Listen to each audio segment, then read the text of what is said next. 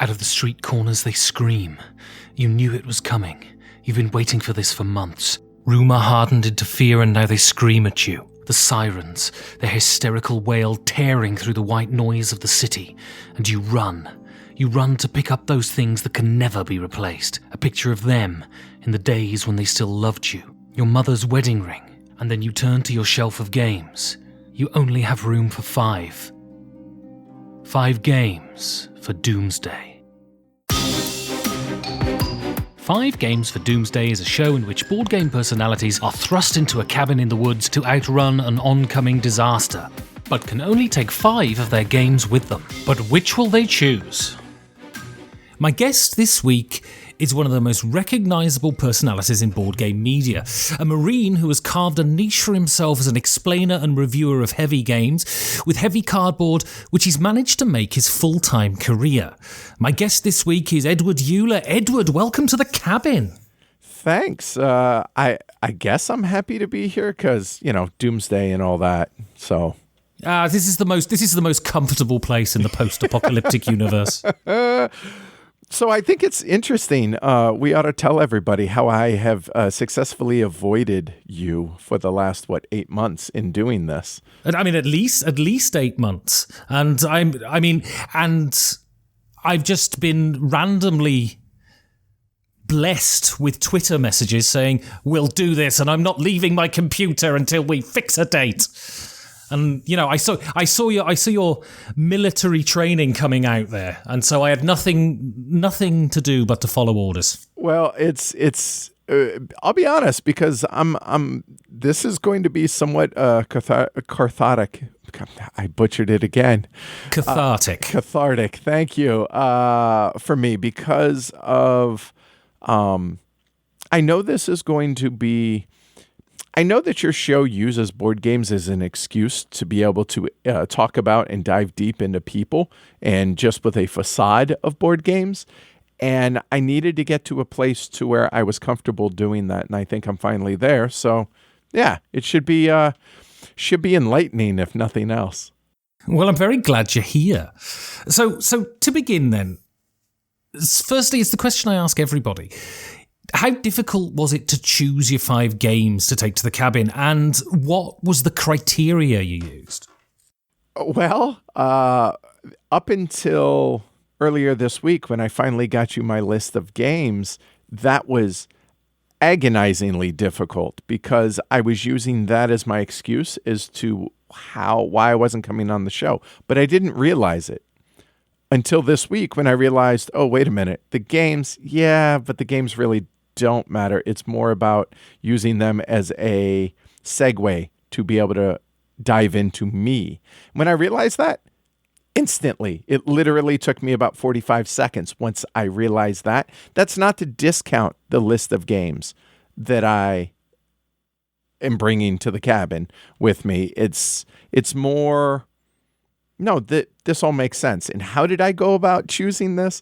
Well, I went through a very long, drawn-out process at the beginning of, are these games that I want to be able to play over, an indefinite amount of time? Or is it, these are important to the hobby, so I need to make sure that these mechanisms exist so that when civilization is reestablished, then these don't get forgotten about? And then I realized, nah, I'm going to be just selfish. These are games that I want to be able to play. There you go. Boom, done. And so I imagine that you, being a Marine and having military training, in the apocalypse, you'll be absolutely fantastic. You can build a bivvy shelter and skin yourself a deer and be good to go in 5 minutes, right? I don't know about the last bit of it, but yeah, some, outdoor training and everything. And I'll be honest, I'm waiting for the apocalypse, because have you seen reality TV, man? Like, I can't wait till all of that just goes away. So when the apocalypse happens, whenever it is, yeah, I'll be ready. But all the trivial things in life will go away then. Well, frankly, we're both from the Anglo-Saxon world, so I think we're seeing the destruction of our world as we speak. We're bringing it on ourselves, so I'm actually kind of okay with it in a dark and gloomy type way. But so how would you feel, because I've been thinking a lot about this myself recently, being a game reviewer, being a person who receives games for free to consider and all of this sort of stuff. How would it feel for you, for your entire collection to be immolated in a fireball and for you only to have 5 games? Do you value these as possessions? No, I was going to say I used to a lot more than I do now. Move with your games a couple times, and that process becomes easier to see them less as a, I don't know, would you say status symbol, like geek cred in some weird kind of way. I don't see them as that anymore, partially because of the fact that it's work now. I mean, it's enjoyment, don't get me wrong, but it is also my chosen career, so it's work. So I don't see them as a status symbol or anything along those lines, and I don't treasure them as much as I used to, but I think that's partially because of the chosen career that I've gone in. I will say one thing, though. You mentioned the whole free game thing, the whole 9 yards, right? I think that's interesting because the majority of the games that I picked up at Essen for the show are going to be arriving this week, and that's 12 cases of games. And yes, all but one game did I get, for air quoting here, free. But what people aren't seeing is I paid $1,300 to ship these games home. So were they free? Not only that, but on top of it, I mean, now I have a year's worth of work ahead of me with these games. So it's the nature of the beast, right? To be able to be a reviewer and all that.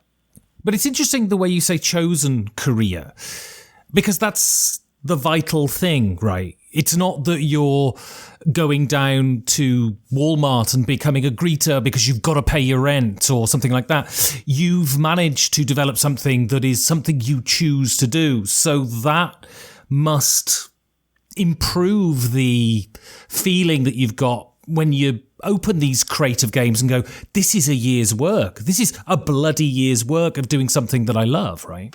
Yeah, there is that. And I'd be lying if I didn't say I'm not proud of what I've built and proud of what the show has become. And literally, I tell this story on occasion that after BGG Con in 2017, I think it was, or 2017, when I first officially, like a couple weeks after I'd started doing Heavy Cardboard full time, I was taking an Uber ride at like 4 a.m. to catch my flight back from BGG Con, and I'm kind of lamenting, how exhausted I was. It was the end of a year of travel and all this, whatever, but excited that I get to do it full time. And the Uber driver put things very much in perspective, because I was talking about how later that summer I was going to be going to Sweden to meet up with somebody who had won a contest for one of my supporters, right? One of my patrons. We were going the Heavy Cardboard Game Day Around the World they had won, and we're going to Sweden. And he was like, hold on, you have fans in Sweden, bro. And I was like, okay, that's one way to look at it. All right, yeah, that's true. And so we got to the airport or got to the terminal, whatever. And I don't know why he said this. To this day, this is one of those, it's almost like, I don't believe, I'm not a big religious guy. I'm not anything like that, but I do believe that the universe has a way of telling you things. And I have no idea why he did this, but when we got up to the curb and he stopped, he turned around and looked at me and said, you know what, bro? He said, whenever you're having a bad day and you're struggling with something, just remember that you created your job. Your job did not exist until you made your job. And not only that, bro, you got fans in motherfucking Sweden. He said, that's really cool. And I was like, huh. That's a really interesting perspective. And I appreciated that, and that stuck with me to this day. And it's so yeah. No matter how bad some of the stuff that we talk about, no matter how bad a day is, in the end, I get to play board games and review them for a living. That's kind of cool. So let's go back to the beginning then. On your bio on the website, it says that you come from a fractured and dysfunctional family. What does that mean? You said to limit this to 90 minutes, right? Yeah, I had a really rough childhood. And I think instead of doubling back on this, we'll probably touch on this later a little bit more in depth. But yeah, I had a really bad, rough childhood, and I never was able to put down roots and was always on the move. I think by the time I was 9 years old, I'd visited or lived in some mix of about 42 different states. And it was chaotic, is to put it kindly. Difficult, I think, is a good way to put it. It was a pretty messed up childhood, and I have a hard time keeping track of time periods. What I mean by that is, before the age of 9, I couldn't tell you where a memory took place. Like, I don't know if it was in New York, in Florida, in Dallas, in Vegas, wherever. I have no idea, and I don't know how old I was. So it's all like flashes of memories here and there. And yeah, so yeah, had a pretty messed up childhood. And I mean, let's face it, some of the folks that are listening to this, I imagine, can relate and probably had it worse than I did. So there's that. And you have a personality that shoots across the room. You're a very, I mean, in the world of board gaming, you're quite unique in that you're very front foot forward. Do you think there's an element of you having to make new friends constantly has honed that sort of skill in you? Huh.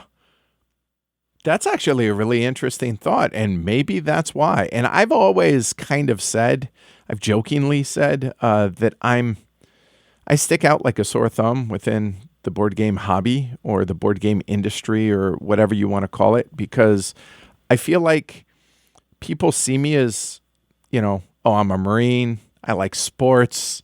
I'm very outspoken. I'm very extroverted.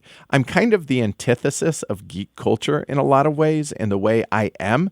But what people don't realize is I'm also a geek. I mean, I grew up, when I went through high school and everything, I was friends with all different groups of people, but I was also kind of a geek. I was a thespian, so I enjoyed acting, which I know is something you have an affinity for. Thoroughly mediocre at, Edward. Yeah, thoroughly well, mediocre. I mean, same. The fact that people pay me to do it is a miracle, right? Hey, but it's something you love, and it's something I enjoy doing. But yeah, I think now that you bring it up, I wonder if that definitely has a impact on my personality and why I have no problem going up to a stranger and talking to them and this and that, which isn't always the case with a lot of people within this hobby. And I guess, I mean, we're all products of our environment, nature and nurture type thing. And so, yeah, now that you bring that up, I think that probably does have a part in that. And so, reading your bio is super interesting, and I think pretty revealing. And you talk about, as a kid, playing mass market games, and it's sort of being an area of respite for you, an area of sort of sanctuary to some degree. Is that true, or did I just infer too much into what you wrote? I think there's some amount of that. Like, I remember, I'll be honest, again, this goes back to, I don't remember a whole lot before 9 years old.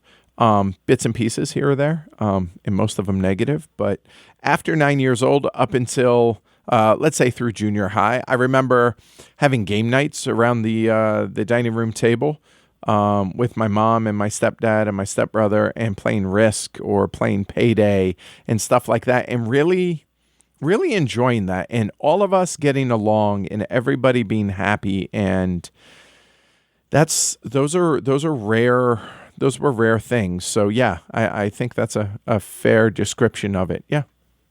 And, you said you discovered hobby gaming in about 2012. Well, you said you discovered it by going into a shop in 2009, but not really being able to get into the hobby until 2012. So firstly, why that 3-year hiatus? And then secondly, what was that first hobby game that you got and you thought, oh my God, this stuff's amazing?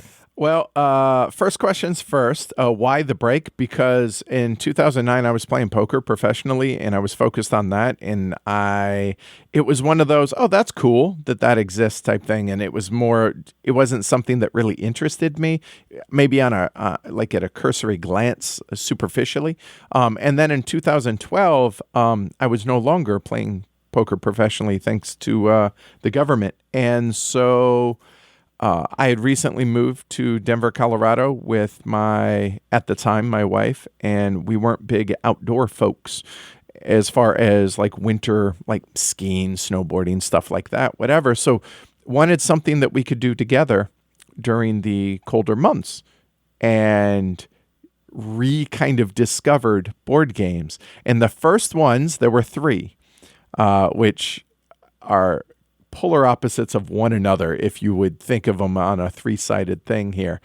Carcassonne, Arkham Horror, and just the concept of Twilight Struggle. So there you go. Those were the first games that we played, though, were Carcassonne and Arkham Horror. And then after that, I think my 3rd or 4th game was Dominant Species, and I was hooked at that point. So your first game then is a game that holds some sort of mythic status within the hobby, and this is Glory to Rome. Do you think this status is because it is simply a magical game, or that it's really bloody hard to get hold of? A mix, maybe, of both, because I'm thinking about this, because the Black Box Edition for Glory to Rome, I believe, was on Kickstarter way back. And when I say way back, I mean, relatively speaking, I want to say it was 2013 is when it was on Kickstarter. And this was, I mean, it got a mythic status because apparently the company went out of business because of the fulfillment. And it was just a huge cluster. You can swear on this show. That's fine. We're all adults. It was a huge disaster. It ended up being, and I really enjoy the game. I think it's chaotic. It's random. It's just a great experience when you're sitting around the table, whether it's the Black Box Edition or one of a slew of different versions of the game or languages. There's print and play versions. There's a whole 9 yards, whatever. But yeah, I think it's a mix of being mythical from how hard it is to obtain, but also it's a really damn good game. I mean, the multi-use cards is a fascinating mechanism within this hobby we recently just played a game on my show called Legacies that just ended up being on Kickstarter, and that has multi-use cards. And there's just something that seems to really appeal to a lot of us as gamers, that core mechanism it's like, almost like, the Forrest Gump, a box of chocolates of, oh, what I can do so much with this card. What if I did this with it? Or what if I did that with it? I don't know. I think there's something there that just really resonates with people, and it absolutely resonates with me. I mean, one card gives you 1,000 possibilities to mediate the luck of being dealt cards, right? Totally. If everything's overpowered, then nothing's overpowered. So it's kind of one of those games. And it's a lot of fun. And I don't like to use that word fun very much when it comes to describing board games, even though, let's face it, ultimately, I think that's like one of the main goals of a board game is to be fun, right? But the problem with that is it's really hard to define fun because what's fun to me is work to other people or possibly, vice versa. And so that's really hard. So I try and avoid using that word. But for me, it's just a damn fun game. And when you think of game designers that are sort of unique, that break the mold, that sort of stand outside of the normal way of creating a game, where do you think Carl Chuddock stands? Do you think he's an original voice in the hobby? I think he is, but I also think that he is similar to a lot of other designers in that they come out with this one really cool mechanism and then basically try and use that in 94 separate ways. And they focus on that one thing and they become, like Carl Chuddock, the multi-use card guy, or Matt Gertz, the Rondell guy, stuff like that. And I don't think that's necessarily fair, even if it is somewhat true. So where do they stand in things? I'm grateful for them because if it weren't for these designers who push the envelope on designing new mechanisms or implementing them in new and exciting ways, we'd only have one game, and that wouldn't be as much fun. And how happy would you be to see the game republished? Oh, I'd love everyone, me included, to be able to buy a bloody copy. Oh, and so there are people out there that, and I do not subscribe to this way of thinking of, I don't want it republished because my game's going to lose value. Screw that. I want people to be able to get a hold of these amazing games. It's one of the reasons that we tend to highlight a lot of either out of print or obscure type games on my show is because it has a big enough reach now to where maybe it gets the attention of somebody that can make something happen with reprinting or picking up the rights or new version or something along those lines. I think the more the merrier. Great games should be played. So getting that into more hands so more people can experience that and enjoy that, that's a win for everybody, man. So I want to talk now about a significant part of your life. And so I want to start with, before we started recording, I write up show notes and I write the introduction for my guests. And I'd written an ex-Marine who started Heavy Cardboard. And you said to me, hey, can you not use the term ex-Marine? I'm a Marine. So briefly, before we go into the sort of your life in the Marines, explain that concept to me. Being a Marine is unlike any other branch of service, at least here in the U.S. I don't want to speak to, I'm ignorant when it comes to branches of the service in other countries. But, I mean, there's the Army, there's the Navy, there's the Air Force, there's the Coast Guard, and then there's Marines. And we're big on tradition. We are very big on esprit de corps. We are very big on being proud of what it is that you are. And there's the saying, once a Marine, always a Marine. Like, I've earned the right to be a Marine, and I was honorably discharged. Therefore, I am still a Marine. I'm just not on active duty anymore. I will be a Marine when I'm, old and grizzled and more gray than I already am. So that's, the Marine Corps birthday is November 10th, 1775. And every year, I celebrate the Marine Corps birthday. That is a big deal to me. That is my birthday. And because of that history and the having earned that right, it's just a bigger thing to Marines than it is to other branches of the service. That's not to disparage them.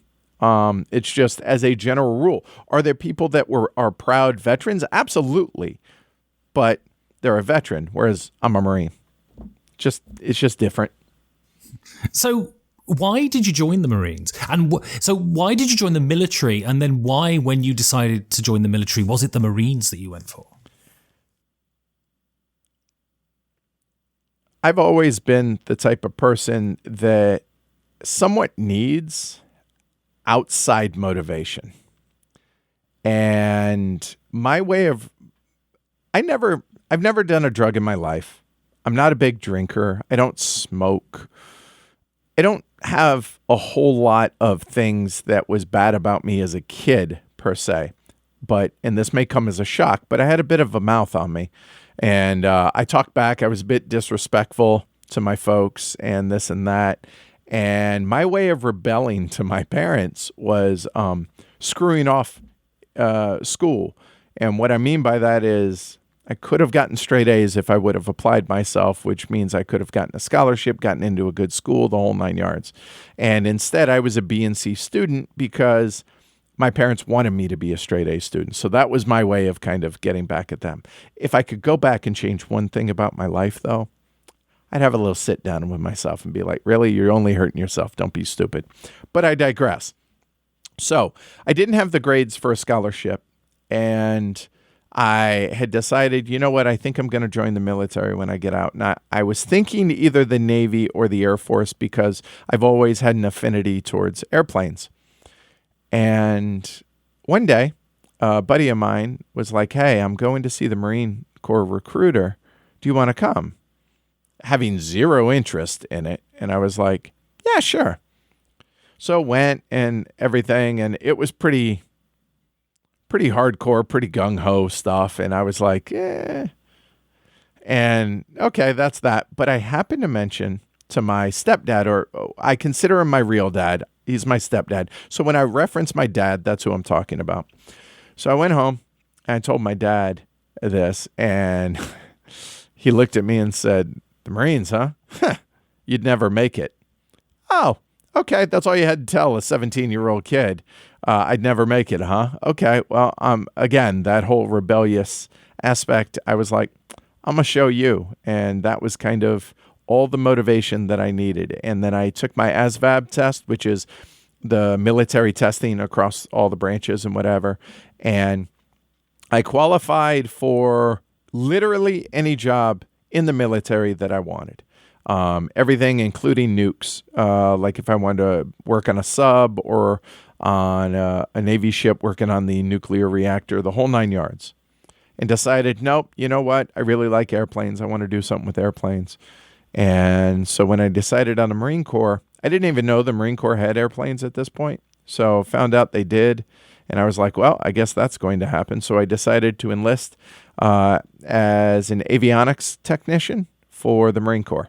And that's working on all the electronics and all the radar and communications, electronic countermeasures, all of those systems within an airplane. And so my experience of the Marines is the opening sequence in Full Metal Jacket, right? So how close is that to the experience of basic training in the Marines? Boot camp is probably the scariest thing I've ever experienced. How close is it to Full Metal Jacket? Well, back in the day, that was it. But that's pre-me. So I joined the Marine Corps, I should say I went to boot camp July 6, 1993. Graduated boot camp October 1st, 1993. And the first few days, or when you get there, they meet you at the airport, at San Diego Airport, because I was west of the Mississippi, so I was going to San Diego. And they meet you at the airport, and they make you sit outside, cross-legged. Everything in boot camp, everything that you do is for a reason. And there was one kid wearing a hat, like a ball cap. He was so scared at that point. He took it and just chucked it in the bushes because he didn't want to look unique. He was scared he would get pointed out.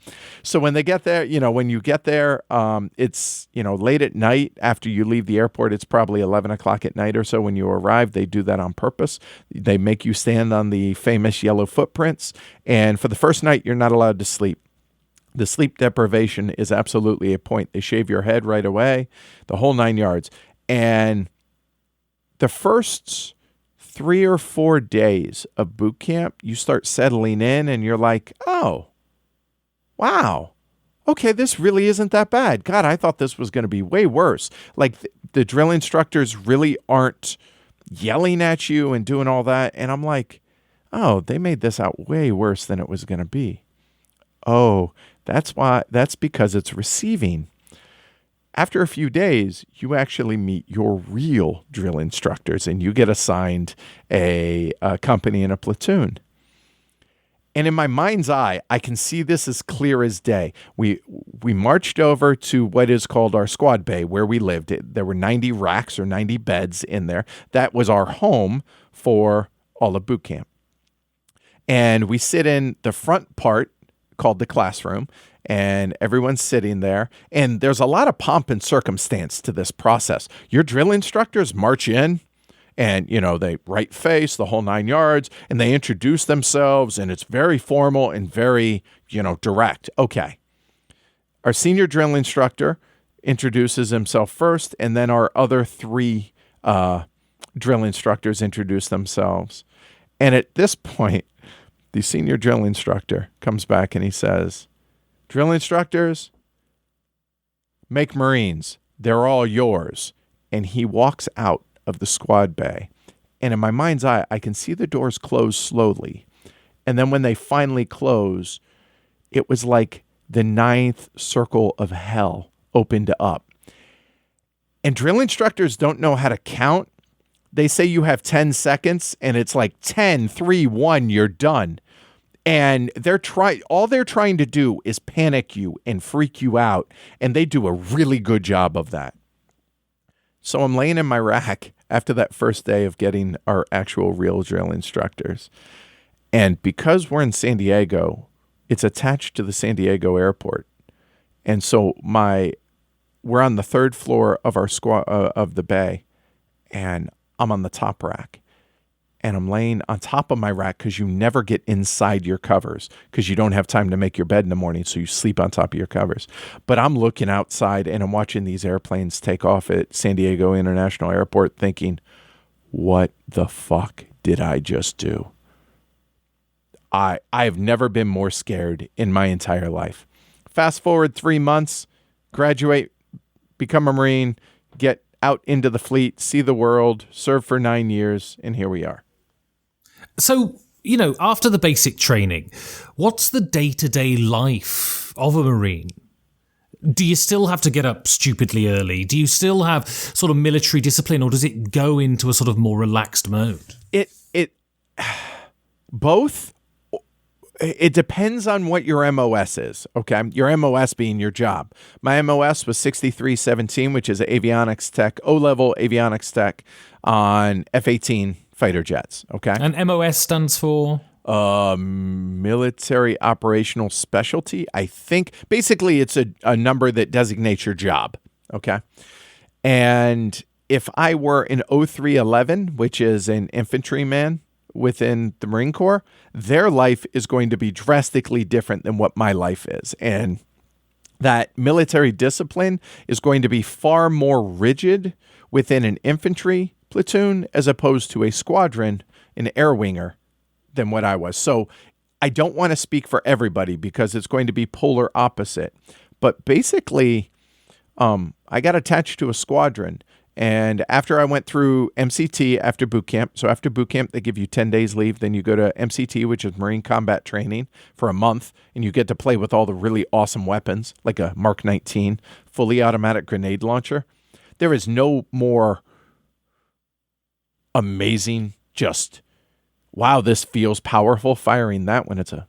Is it that thing that's on the shoulder and you go... Oh, no. It sits on the ground, and it's a belt-fed grenade launcher. So you hold the trigger, and all you hear is foom, foom, foom, foom, foom.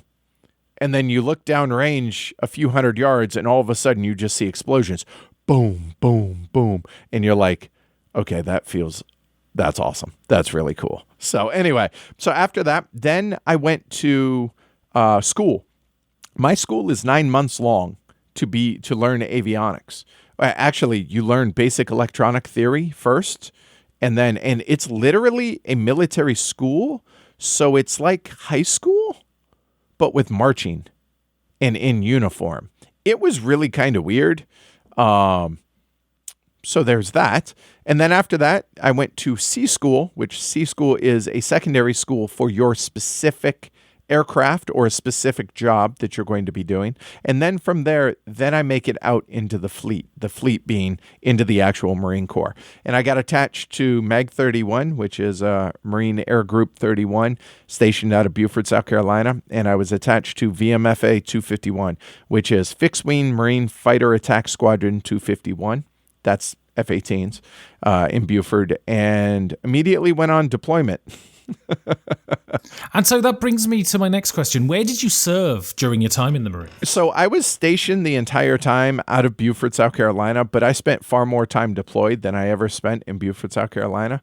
I did 2 med floats, so I was on aircraft carriers. So I was on the USS America, her very final cruise. That was the last nuke, or last non-nuke, so last diesel carrier in the U.S. arsenal, and that was miserable.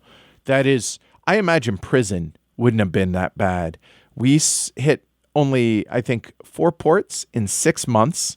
This was in 1995, so this is when Yugoslavia was breaking up, and we supported that. We just did circles for 3 months in the Adriatic, back and forth, doing combat flight ops out of there. And if you can imagine the better part of about 150 people sleeping in a room, a couple thousand square feet of space, 3 racks high, fights all the time. Because even when you're on ship, you can't get away from work. All you do is work out, maybe play some cards and eat, and that work, and that's it. Rinse and repeat.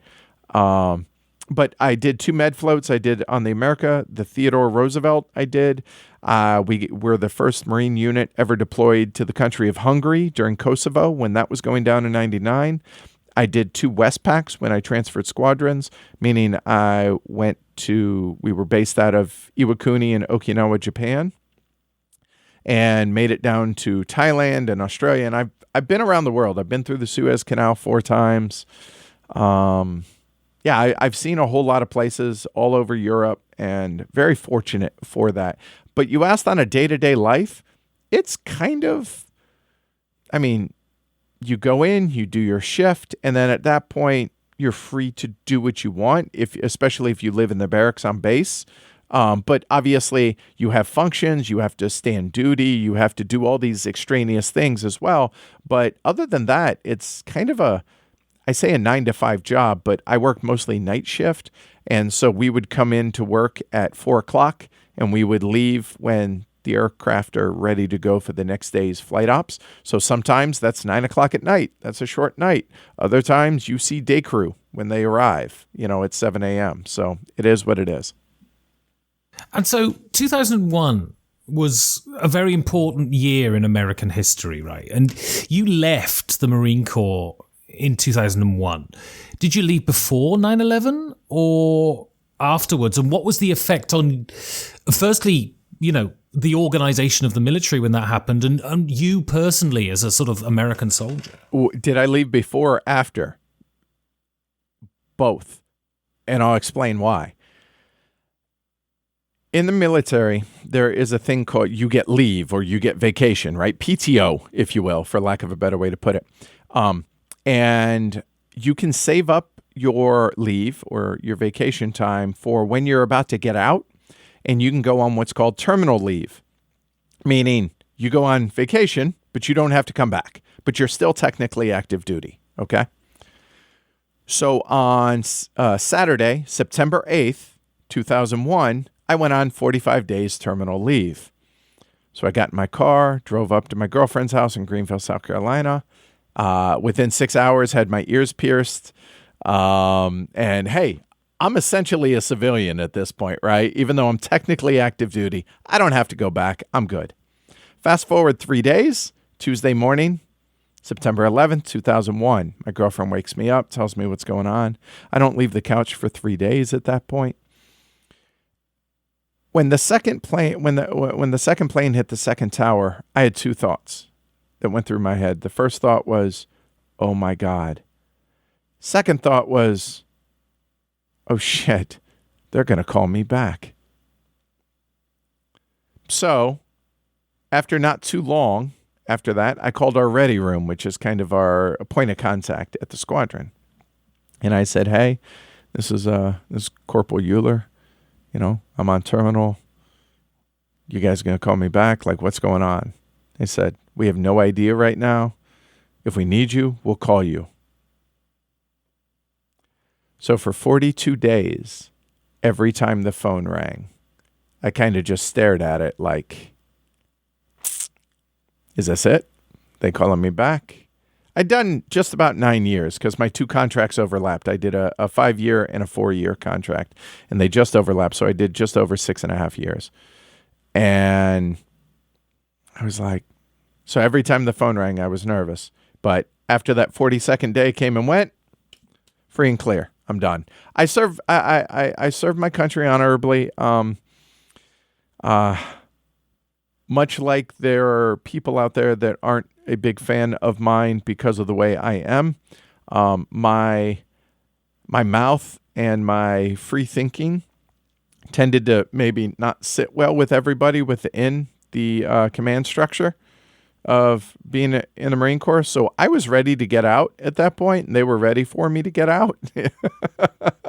And so I didn't have the urge to, I was obviously angry and hurt and scared and upset about what had happened during 9/11, but I wasn't one of those people that was anxious to get back into it and go overseas and do all of that, because I feel like I did my 9 years.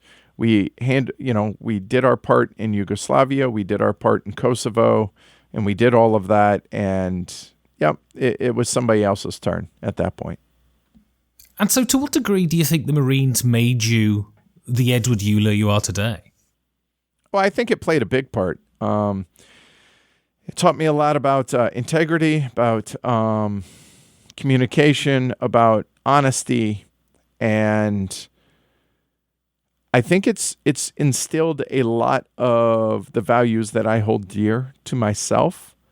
I think it's helped either cement or instill within me a lot of what I've become. And overall, I'm far from perfect. I mean, I'm in therapy for a reason, but I think it did far more good for me than not. So yeah, I'm very proud of being a Marine, and I'm very grateful for the lessons and the life lessons that it taught me. So your next game then is D-Day at Omaha Beach. So does being ex-military draw you towards war games? I don't think that has anything to do with it. I think my thirst for knowledge and being a 5-year-old kid, at 44 years old, being a 5-year-old kid, always wanting to know the how and why of things. I think my search for that makes me interested in war games, I think. And so what should the purpose of a war game be? Is it to educate, to entertain? Is it both? Is it to tell you about history? I think it's all of that. Interestingly enough, that's how I use war games, I should say, because there are times to where my very first podcast that I ever listened to, that I didn't even know what a podcast was up until this, is still to this day, I think, the greatest podcast ever done. And that's The History of Rome by Mike Duncan. And it not only, I've always been interested in ancient Rome and ancient Greece, but I think that got me interested in playing war games that model the formations and the politics and all of those things that took place back then. That got me interested in trying some of those games. Conversely, there are war games like Unhappy King Charles, which is from GMT Games, and that's about the English Civil War, that I had zero knowledge of and zero interest about until I played the war game. And then I wanted to go learn more about it because it made me interested in the history of things. So it works both ways. History gets me interested in war games. War games gets me interested in learning about history. So that's the best of both worlds, I think. And so this is your only solo game Do you play solo games a lot? Not a lot, but I actually started doing so because of the show, because people wanted to have me do solo playthroughs and everything. And I've always been of the mind that board games are a social thing. I joke and I say it's a modern day knitting circle because, yes, the games are important and whatever it is that's on the table, we take it seriously and we enjoy it and we're trying to win and doing all those things. But it's also about the camaraderie with the people and the fellowship. Again, I use that word and it tends to have a religious connotation, but not here. It's just celebrating being around enjoyable people and enjoying their company. That is one of the main reasons why I play board games. So solo games obviously don't have that. But going to the cabin, I figure there's probably going to be some downtime and not everybody's going to want to play games with me all the time. And honestly, I want to be able to learn how to master this game because this is a very, very complex solo war game that models the invasion of D-Day. And I figure I would have enough time in which to be able to do so. But yeah, so to answer your question though, I don't play a lot, but I play enough and I enjoy doing it. But I think if you put a gun to my head and you really made me tell the truth, I think I enjoy solo games as a group experience while streaming them more than I do playing solo games by myself. Because there's still that interaction with the viewers, you know? So, I want to go on now and talk about what you're best well known for. I mean, especially in Sweden, it seems.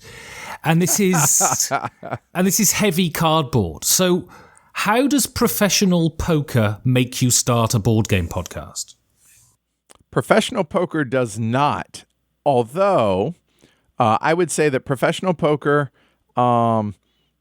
me being a Marine and the Department of Justice all played a part in, and Mike Duncan all played a part in me wanting to start a podcast. So firstly, explain the Department of Justice thing. People are going to want to know this. Oh, no, it's not as nefarious as it sounds. The Department of Justice and the Southern District of New York shut down online poker on Black Friday. I think it was April 15th, 2011.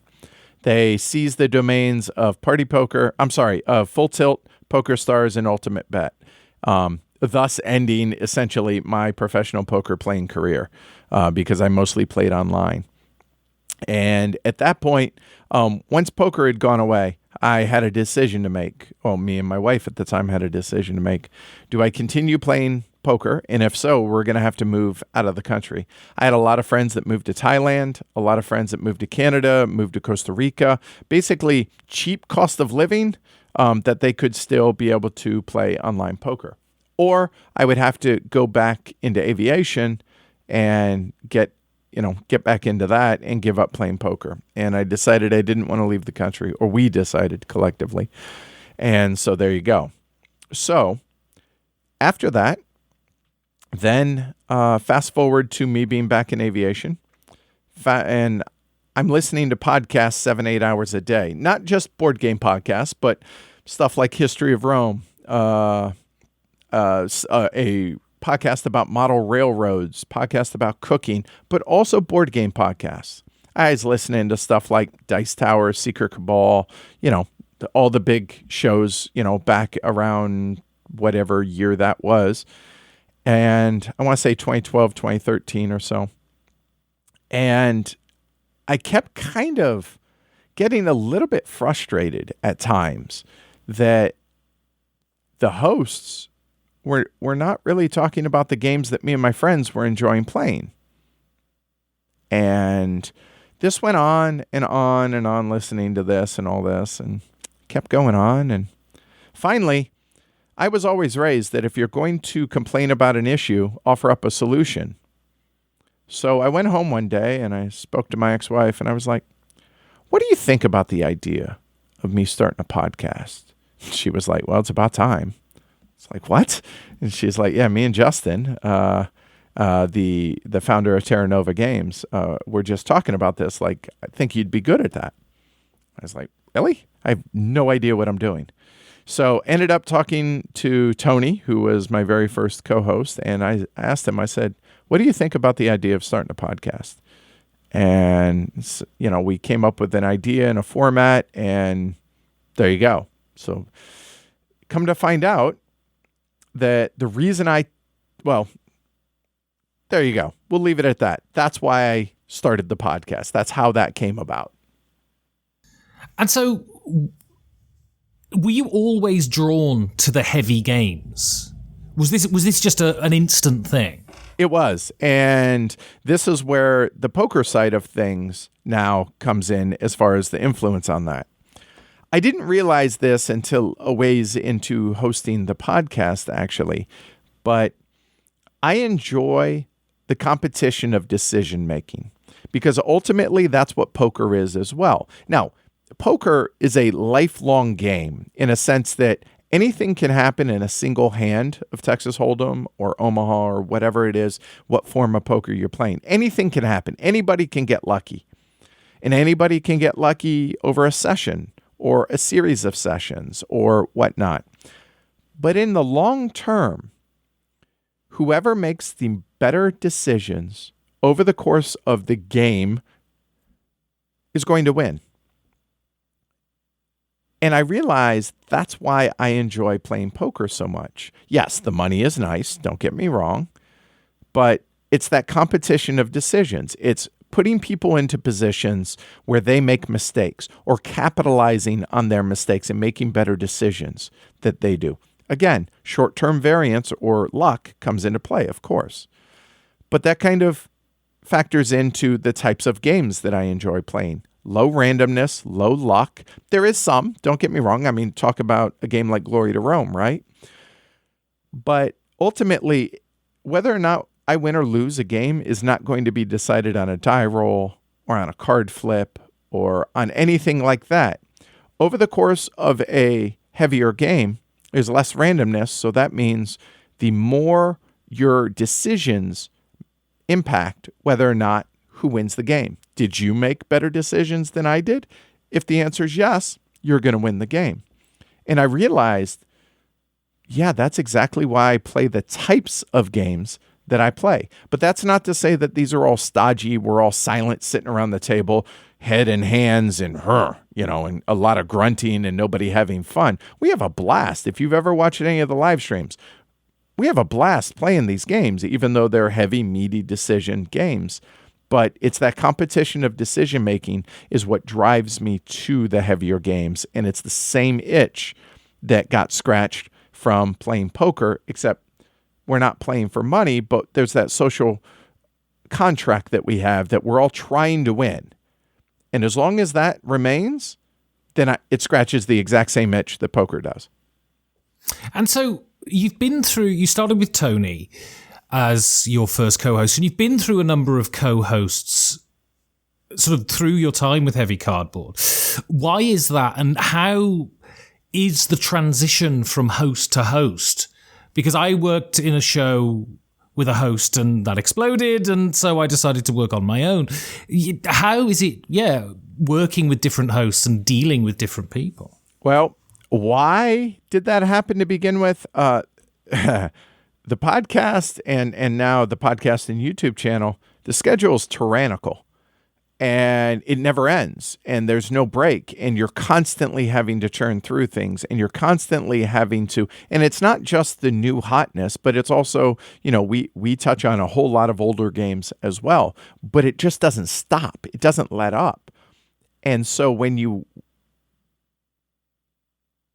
that schedule wears on you after a while, and not everybody, if you're not passionate about it and you don't have just the drive to want to do the show as much as play the games, then it's the tyrannical nature of the show isn't going to allow you to fake it. And I'm not saying that any of my hosts have. I don't mean to convey that. It's just unending and it's relentless and it's taxing. Plus, keep in mind, when I had the two co-hosts that I had, this was on top of a full-time job for everybody involved. So I mean, just life gets in the way, man. And it's hard. It's really hard. So that's why when people ask me for advice on running a podcast or a YouTube channel, and they ask me, what topic do I find something you're passionate about, because it's going to be far,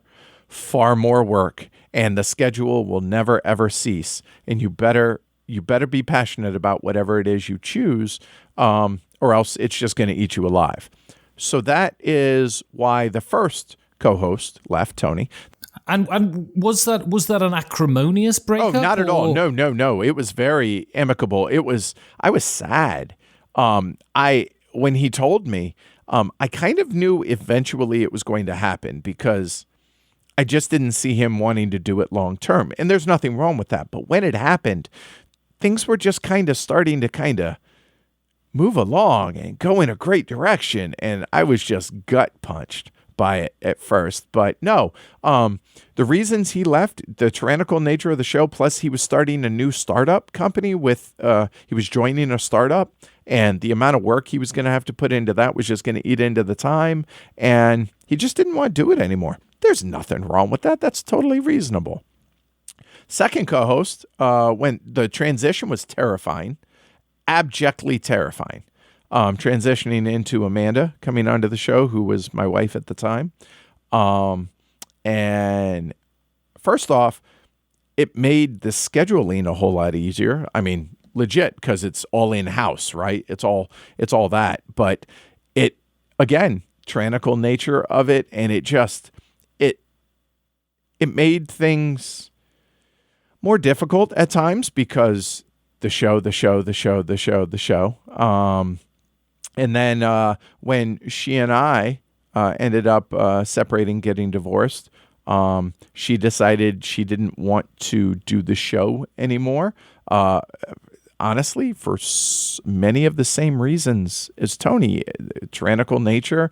Plus, as she put it, she just wanted to play games for fun again instead of for work. And I completely understand that, totally respect that. And so now it's a rotating seat of guest hosts, which, having a co-host, you're asking somebody to dedicate a lot of their life to a show. And that is extraordinarily hard to do on top of a, 9-to-5 regular day job type thing. And so having a rotating guest hosts, or a rotating seat of guest hosts, allows me to cherry pick people that are experienced in the various games that we're going to review, and gives different perspectives. Some people lament that they miss having a steady co-host, so that they know the people that have listened to the show for any appreciable amount of time. They know what I like, they know what I don't like, so they know where my inherent biases are going to be, so on and so forth. And so they kind of miss having that with a second consistent chair. But as I've said, it's just, and you know this as much as I do, having that second chair and having to manage two schedules, man, it's hellish at times. It really, really is. So we were talking about this at Essen. We were talking about this show and what we were going to talk about. And you had, because your wife was your co-host, you had a breakup in public, essentially. I don't recommend anybody doing that, by the way. How was that to deal with? And how do you run a business when, part of your business is dealing with people who are giving you flack for your relationship dissolving? That is the hardest thing I've ever done in my life. That made boot camp look easy, in all honesty. Anybody that's gone through the loss of a relationship, a long-term relationship, whether it's a marriage, whether it's just with a long-term partner, anything like that, there's obviously a lot of emotional impact that's going to have on you. Now imagine doing that in front of everybody. And everybody, obviously, board games are very niche. Heavy board games are even more niche. And running a podcast and YouTube channel is a niche of a niche of a niche. So when I say everybody, understand in context, it's a very small amount in the scale of things. when I say in front of everybody. But man, that is to this day the hardest thing that I've ever done. And I have a newfound appreciation and in awe of any celebrity out there, whether it's, a actor or actress or a professional sports play, anything like that, to where their entire life is scrutinized. I don't care how much money they make, it's probably not enough, because I mean, how frustrating is it for people to be weighing in on shit they know nothing about? it hurts, and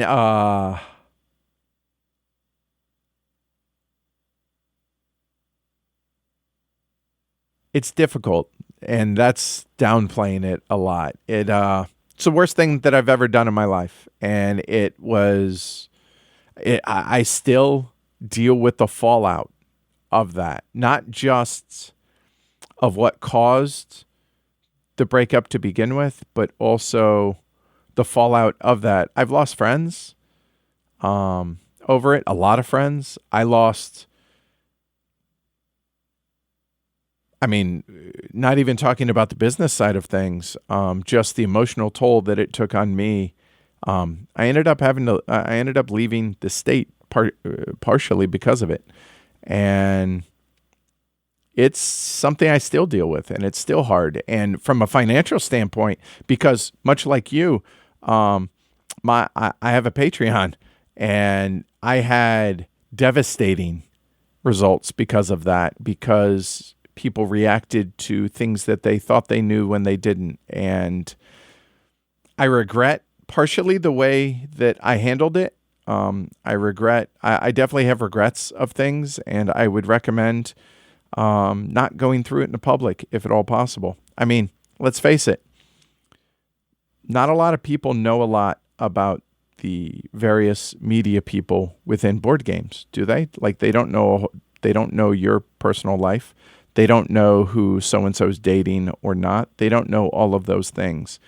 And I understand that. I've become a lot more guarded, but I'm still a lot more open than I think a lot of other folks are, because that's just my personality. It's the way I am, and I feel that some of that transparency is good, but I think I learned some very hard lessons on drawing a line between Edward Uhler and heavy cardboard. A lot of times when people see me at conventions, they'll come up to me and be like, "Hey, you're heavy cardboard." I'm like, "Hi, I'm Edward. I run heavy cardboard." And that's a subtle but significant distinction. And so, yeah, it's been a long, hard road that most of it is water under the bridge. Some of it, not so much. So your next game then is 1822. Now, you need to help me here.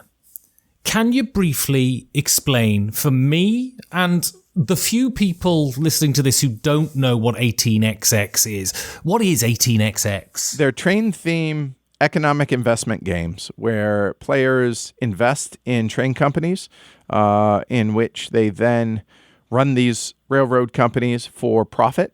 And it's all about juggling obsolescence of the trains themselves and operating your companies, either operating them well or just being the best, doing the best investing within these companies. I think that's a rough explanation of them.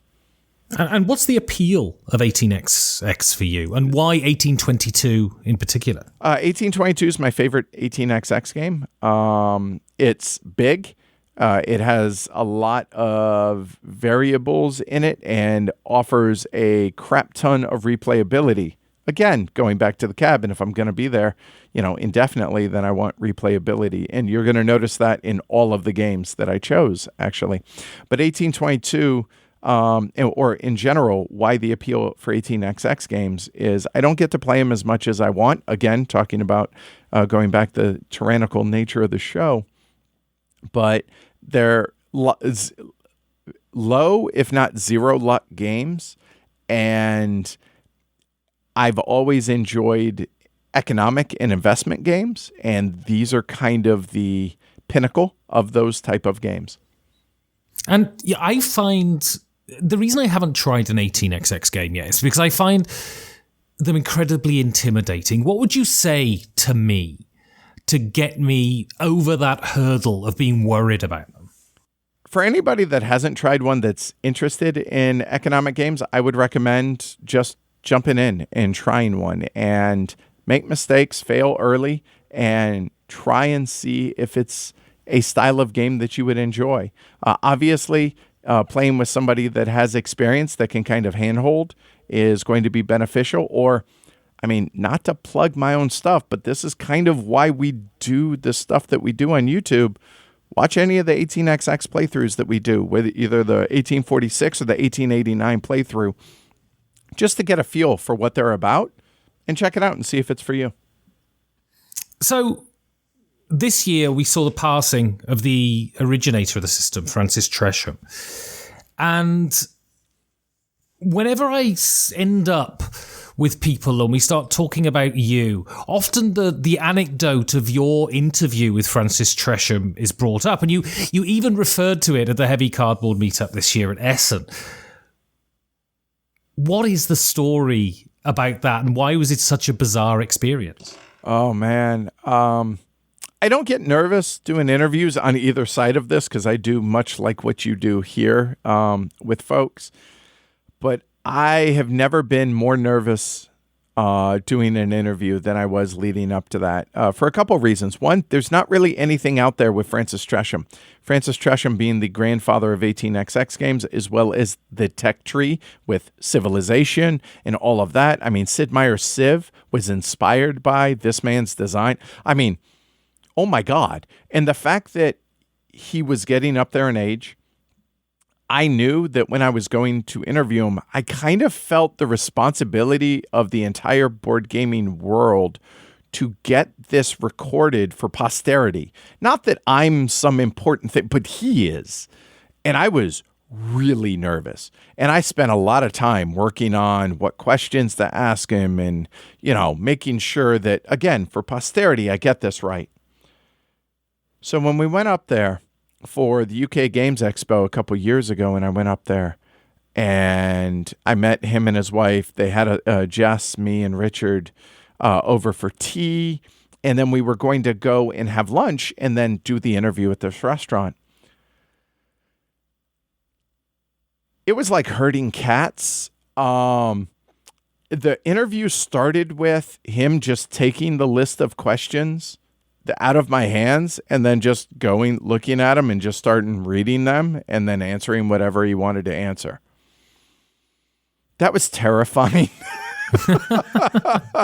And I thought it was the worst interview I have ever done because it didn't really, it got some nuggets of some of the things that I wanted to ask. Again, talking about for posterity and everything. And it just didn't get onto everything that I really thought was going to be important. And I was told by Jess and others that, no, this really kind of showed his personality, and it showed a lot about him as opposed to, about a board game design or something like that. So in that regards, it was a success. But, oh, man, I've never been so uncomfortable. Oh, and so I felt like a huge failure afterwards because it just didn't go the way I wanted it to go. But in the end, I'm honored to have been able to sit with him and talk with him. And the untimely passing of him earlier this year, at the beginning of Essen this year, I'm grateful for the opportunity to have done that. So I want to move on now and to talk about something that is fairly serious. And it's a step that you've made in your life. And, there's been a lot of, I think, backwards and forwards on your part, whether you wanted to talk about this. But I want to talk about therapy, and you said to me at Essen that you'd started doing therapy, and so I guess my first question is, how difficult was it for you as a military man to admit that you needed help and you needed to speak to someone? That that wasn't hard at all. I actually got into therapy originally coming on 3 years ago. And my therapist was able to make a really good analogy that I carried forward to this day. And that is, I have a very full cup. And I have a lot of unresolved and undealt with things, be it from my childhood, from being molested as a kid, to having my dad try and kill the family one night with a knife when he was strung out, to being kidnapped, to being dragged all over the country when my biological father was on the run from either the mob or the cops, depending on when it was, or being on the run from my biological father with my mom because he was horribly abusive to my mom, or dealing with all of that, or, my parents being strung out one night, like I said, and my dad trying to kill the family, and the passing of my mom from a brain tumor, the passing of my stepdad from the results of him having a stroke, to the dealing with, the being emotionally devastated, finding out that my wife had a 6-year affair that I was completely had the rug ripped out from me and dealing with all of that. I have a very full cup. And with this full cup, whenever you get more things added on to that cup, there's not a lot of room for those new things to go, and my cup overflows. And how I've learned that kind of materializes itself in me is I shut down.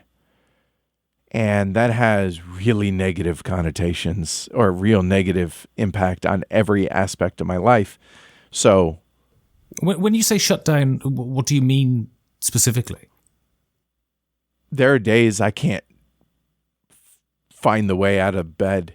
There are days I know I have X, Y, and Z that I need to do, whether it's for the show or a personal or bill to pay or something like that. Depending on how full that cup is, I struggle real bad with that. Some days are worse than others, right? I mean, I would say, 75% of the time I'm okay and I'm able to function, but there's 25% of it that, I'm supposed to answer this email. That's not going to get done. Or I just shut down. Like I overwhelmed, and it has negative impact on friendships. It has negative impact on relationships, just interpersonal relationships. It has negative impact on, as the proprietor of a show, or of a business. And so it's something that I've been dealing with now for the better part of 3 years. I got back into therapy recently, and with the ultimate goal of being able to empty my cup, or if not empty it, deal with enough of the stuff that's in my cup to where I have room for when new things come on. And don't get me wrong, new things come on all the time, and most of the stuff I can handle. But there are days, and I don't choose what day it is. I don't choose what it is. But there are days that it just gets to be too much. And I'm sure you understand this, that the internet can be a really scary place at times. And when people don't know the full story of anyone, you don't know what's going on in their lives. So I don't always succeed in this, but I try really hard to give everybody a little bit of grace and the benefit of the doubt that, you know what, if somebody's being an asshole to you, And either you don't know them or maybe it's out of character. You don't know what they're dealing with in their lives. You don't know they just found out some horrible news. You don't know what. And so until somebody proves to you that they're an unmitigatable asshole, try and give people the benefit of the doubt. I don't always succeed, and I don't always handle it the best way. But just like anybody else out there, I think we all deal with it as best we can. And a lot of times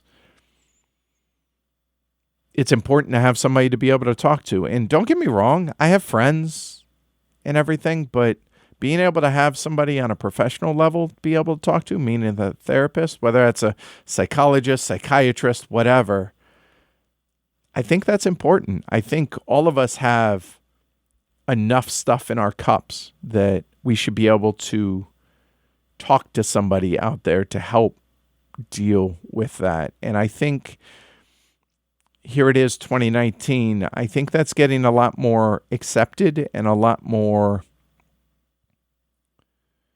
less, I don't know, stigmatized. Right, exactly. And I think that's why I wanted to be able to talk about this. I wanted to get to a place to where this specific part of this interview, I wanted to be able to talk about. I wanted to feel confident enough, brave enough. I don't know what the right word is, but be able to put that out there and feel safe enough to be able to deal with any kind of pushback that I would get from that. And that's scary. That's why, I mean, and you know this probably as well as I do, that there are a lot of benefits and there are a lot of cool perks to what it is that I do for a living here, you know, you running your show. But it's also terrifying at times. And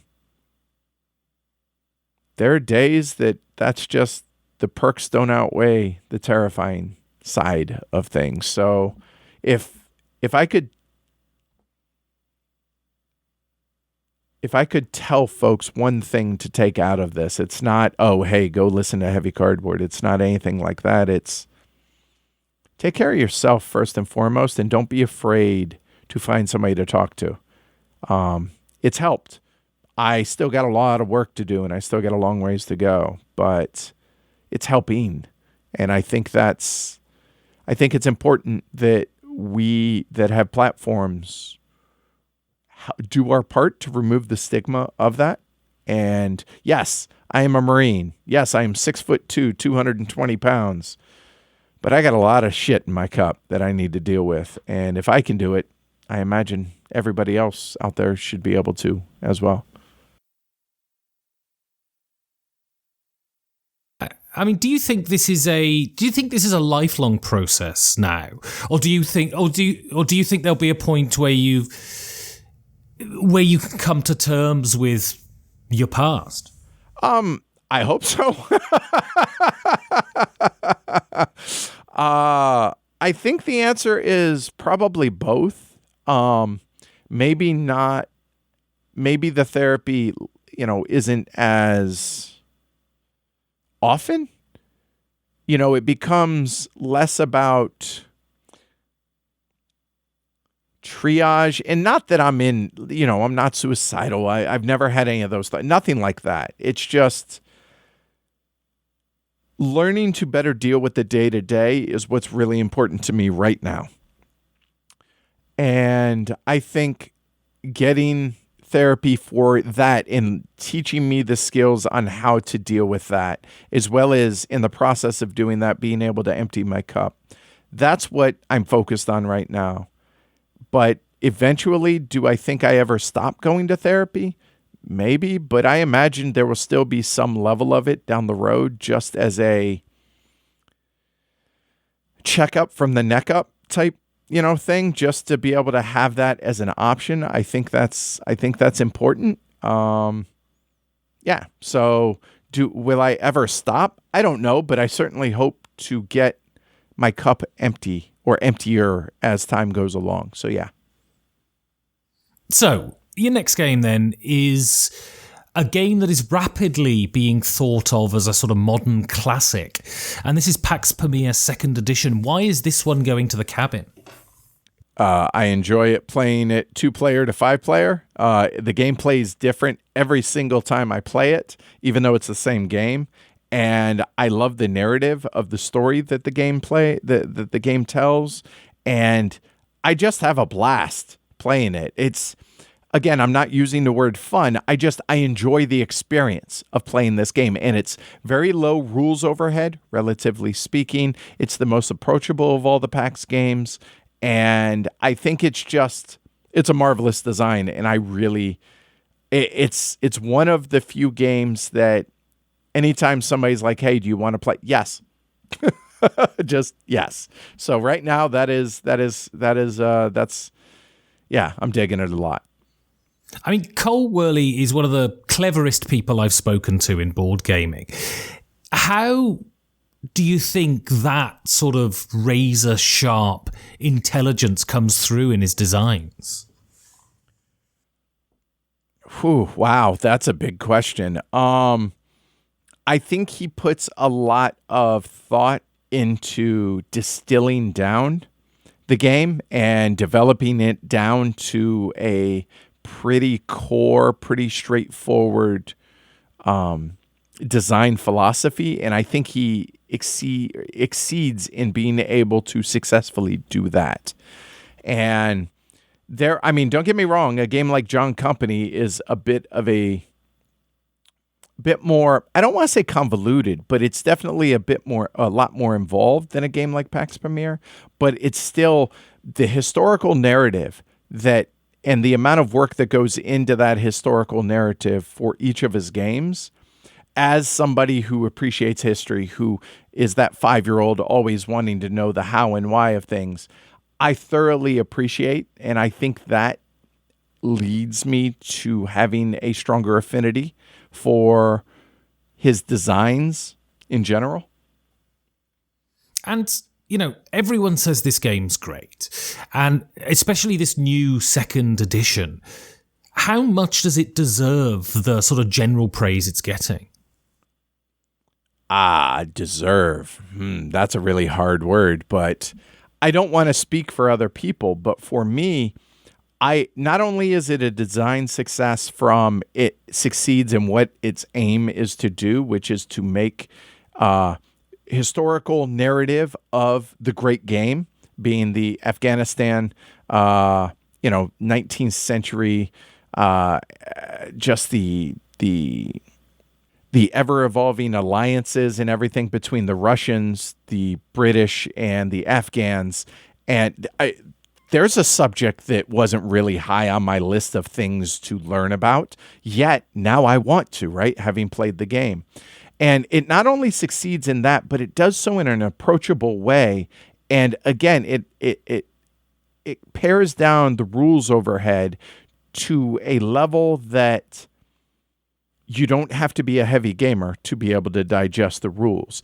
And it's just it hit that perfect sweet spot. And that's why I enjoy the 2nd edition more than the first, because the first is far more opaque than the 2nd edition. And I appreciate that. Not to say that I don't enjoy the 1st edition. I do, and I enjoy most of the games in the PAX series. But man, he just nailed it so well with that game. So I want to talk now about the future. So what's coming in the future from you and Heavy Cardboard? Hopefully consistency. I joke about that, but with everything that we talked about regarding me and therapy and my cup and all of that, I'm my biggest hurdle right now. And my brain and dealing with that. So as long as I can nail consistency, I'm pretty excited about it. And one of the things that I'm really excited about is we're, from a technical standpoint, we're very close because, as I mentioned, I have a Patreon like you. And when we hit our next level, our next milestone, we're going to bring in a new type of camera that is going to do something that nobody else is doing. And I'm really excited at what that is going to allow on the show. So I'm super excited for that. And we're bringing out a new piece of content, which is kind of an unpub day. So taking unpublished but far along designs and highlighting one a month and maybe getting it picked up by a publisher, after, we have shown it off. So I'm excited about that. But as far as what's coming, it's going to be a whole lot more of the same. I want to be able to get the podcast out consistently every 2 weeks, every fortnight, if you will. I want to be able to maintain the live streams that I think we've been doing and just continue improving both the professionalism of it, the technical side of it, and just continuing what Heavy Cardboard's about. Fair, honest, and thorough reviews of board games as well as the playthroughs of it. And that, honestly, I'm good with just focusing on that right now. So you run Heavy Cardboard. You've run a convention. That's two very strong sides of the board game world. Do you think you'll ever make a game yourself? 0% chance of that. I mean, I just flat out never. I have zero interest. None. I think I'm the only person in the board game world that has zero design aspirations. None. Well, maybe one of the two people who are currently speaking at the moment. No, I have zero interest because my brain just doesn't work that way. I can't come up with I'm constantly in awe. It could be the simplest game or the most robust, complex game in the world, and I am in awe of what these designers come up with. Would I ever be interested in possibly in developing a game? Maybe that's like being able to help a design along, maybe, but even then, that's not really something that is strong within me. But no, zero interest in designing a game. So when you think, if you look back to those days in 2012, when you come home and you say, I'm thinking about starting a podcast, and then, you think of what the podcast became and the YouTube channel became and the traveling around the world to conventions, the community that you've built. When you think about all of that and what Heavy Cardboard is now, how does that make you feel? I think the three words that come to mind, honestly, are surprised, humbled, and pretty proud of myself as well, and grateful. So I guess that'd be 4 words, right? Yeah. I think it's a mix of all of those because I never for a second thought that I would ever be able to do this full time. Never was even a thought for the first 2 years of the show, 2.5 years, whatever. And then I was told when I first floated the idea of being able to do it full time, I was told, you'll never be able to. Let me remind you of the 17-year-old kid who was told he'd never make it as a Marine either. So I'm proud of myself for that.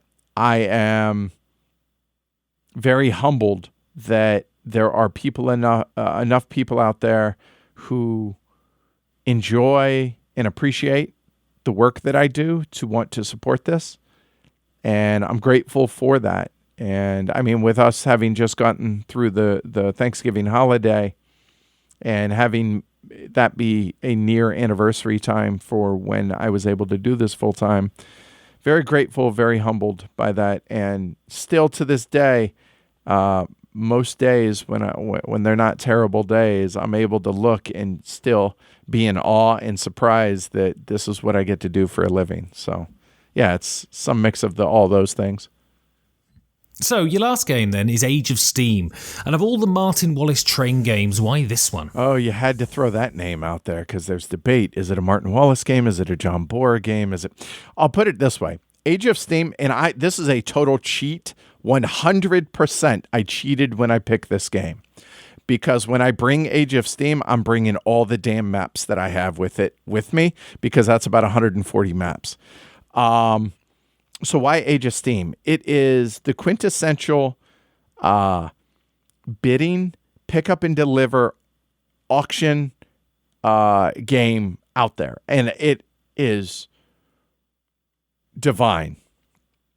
every decision in this game, from the first decision of the first player's turn, when the first player is about to start the game, the first thing they have to do is, how many shares do you want to issue? And that immediately usually gets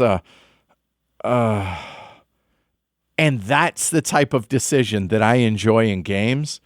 And as long as you match the player count to the right map in Age of Steam, that's pretty close to as good as it gets for me. And I absolutely love Age of Steam. So this had to make the trip with me. And so this is a game that can punish bad play. Completely. Do you think games have become too forgiving? No. Or do you think it's a time and a place thing? No, I think that, again, what I enjoy, you might hate, or someone else might, et cetera, et cetera. And I don't think that they've become too forgiving. I think there is a market for, I'll use the obvious comparison that people use out there. Caverna versus Agricola, right? I think there is absolutely a market. I don't, because that seems to intimate commercialism, but there's people out there that will enjoy Caverna, and there are people out there that will enjoy Agricola, and there are people out there that will enjoy both. I tend to be more in the Agricola side of things, to where I want that punishing.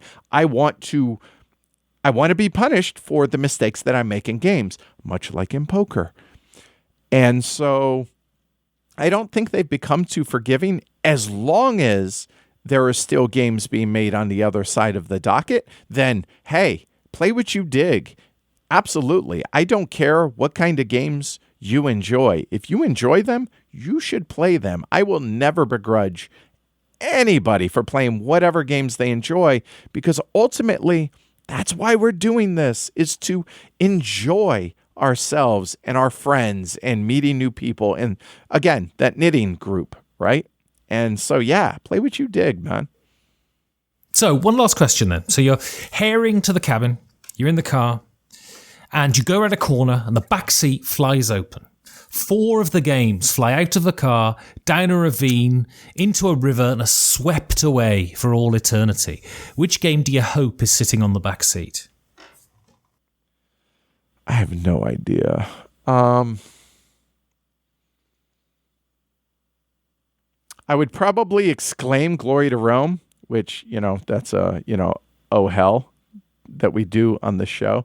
But in all honesty, it's probably got to be Age of Steam, just from a enjoyment factor, a replayability factor, as well as, it's one of my favorite games. So yeah, I would have to say Age of Steam. But man, I'd just cry. That would suck so bad. So, if people want to get hold of you, see what you're up to, how would they go about doing that? Email contact@heavycardboard.com, Twitter @heavycardboard, Facebook heavycardboard. Or you can go to heavycardboard.com. Over on YouTube, just search for Heavy Cardboard and you're good, and you'll find me that way. If you'll allow me just a moment here, I would ask anybody that's listening to this, if anything that I said resonated with you one way or the other. I'd like to hear about it. Like, I want to know. Give both Ben and I feedback, because feedback is the single most important thing that anybody who puts out content out there can get, whether it's corrective criticism or whether it's supportive if you enjoyed some of it. But yeah, let us know, because feedback's important for what it is that we do, and it's how we improve, and it's how we sometimes keep the motivation to keep going. So yeah, so do that. Well, Edward Uhler, thank you very much. I appreciate it, Mr. Maddox. Thank you for having me on. And hopefully folks enjoy this. And seriously, thanks for doing this, and thanks for being persistent about getting me on the show and also being very, very, very, very, very, very patient with me avoiding doing this up till now. So thanks, man. I appreciate it. And hey, if you ever want to sit down and be on the show, I'd love to have you on. You can support the show in many ways. You can tell your friends, you can talk about it on social media, you can talk about it on your own blog, podcast or video, or you can support it directly by going to patreon.com/5G4D for a rolling donation, or for a one-off donation, hitting the PayPal link at the bottom of the website, 5gamesfordoomsday.com. It's these donations that keep the show going. Also, if you want to say something nice about the show, or if you want to say something horrible about the show, you can contact me on Twitter at 5gamesfordoomsday, or send me an email at 5gamesfordoomsday@gmail.com. And if I've managed to extricate myself away from the manatees with human faces and the slightly out-of-time umpire bands, I'll see you in 2 weeks for another 5 Games for Doomsday.